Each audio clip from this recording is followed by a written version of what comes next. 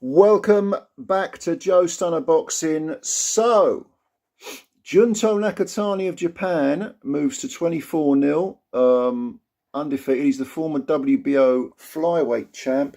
Made a couple of defenses of that belt. He's only 25 years of age, and he picked up the vacant WBO super flyweight title by knocking out Andrew Moloney. And when I say knocking him out, I mean he knocked him out. This was a frightening KO in the last round. Only 20 seconds of the fight left.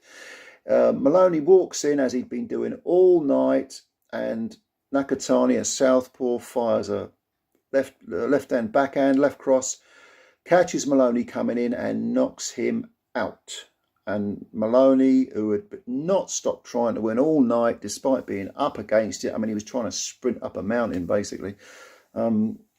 He was flat on his back, looking up. It looked like his eyes were open, but he wasn't seeing anything.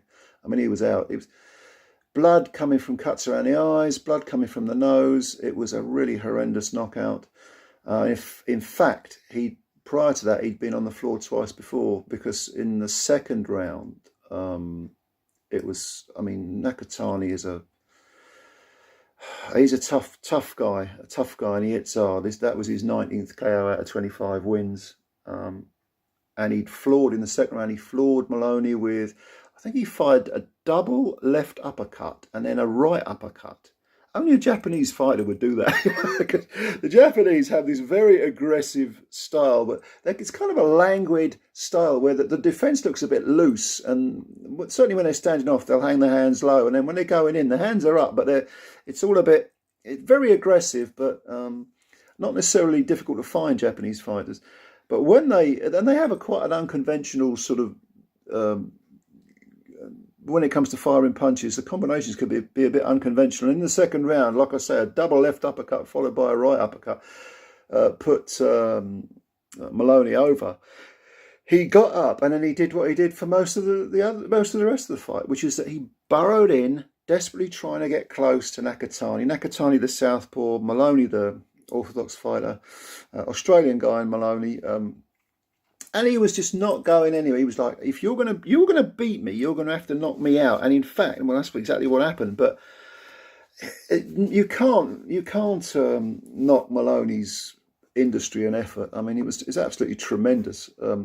He's 32 now. And this is his third world title fight. This was for a vacant belt. Prior to that, he lost twice to Joshua Franco in WBA world super flyweight bids, 2 unanimous decisions. And considering Nakatani's the one moving up from flyweight to superfly, he looked like the bigger man.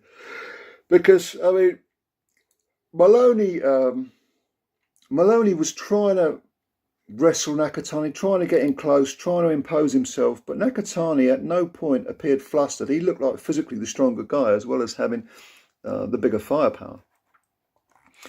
And if you look at Moloney's record now, I mean, it's 25 wins and 3 defeats. This was the first time he was stopped, but he's got 16 wins inside the distance. So he kind of fights a lot like George Kambosos, that same sort of aggressive sort of box punching, box fighting.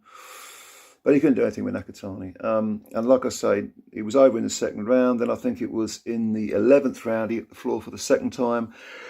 He was gradually being ground down and beaten up. Game to the end. But Nakatani, again, caught Moloney coming in with a backhand left cross. And Moloney sort of took a couple of steps backwards and then sort of fell like a tree falling, chopped down tree falling, landed on his back, got up. His eyes were clear, but his legs looked wobbly. And I think a lot of that was fatigue as much as the power of the punches, because he was basically beaten up throughout the whole fight. But at the same time, he would get close. He would try to fire punches. He was firing punches in bunches. Scuffing hooks and right hands, and getting in close, trying to manhandle Nakatani. He wasn't getting anywhere. I think I gave him 2 rounds on just, they were close ones, just on sheer effort and work rate. But even they were, close. But the knockout was shocking, was absolutely shocking. And now Nakatani, JUNTO Nakatani, is a two-weight world champ. I just don't. I don't know whether Moloney can come back from this at 32 because he was knocked absolutely flat. Whereas Nakatani, the younger man, I mean, I think he was. I think he was whitewashing, or clear as damn it, whitewashing Moloney on the cards. I think a couple of the judges might have given Moloney 1 round, but it was all irrelevant as soon as that punch landed. But it would have been nice to see Moloney go the distance. He kind of deserved that just for his sheer effort. But Nakatani's a threat. Nakatani's a threat, and at Superfly now he's up there. I mean, he's 5'7.5", that's quite tall for a Superfly. He can probably go up another division, go up to Bantam. But it was a yeah. I mean, the only reason I'm doing this video is to sort of make you aware of that knockout, because it was a shocker. Probably going to be knockout of the year, I would say. What did you think of this fight? Did you see it? It was on the undercard of the Loma versus Haney fight. Yeah, let me know your feelings. It's been a long night. Excuse all the yawning. I've been up, watched the Katie Taylor fight.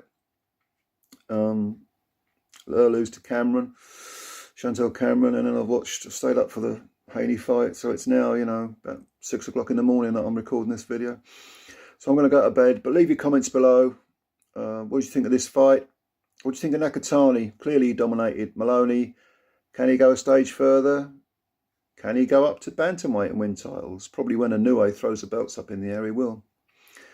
But let me know what you think.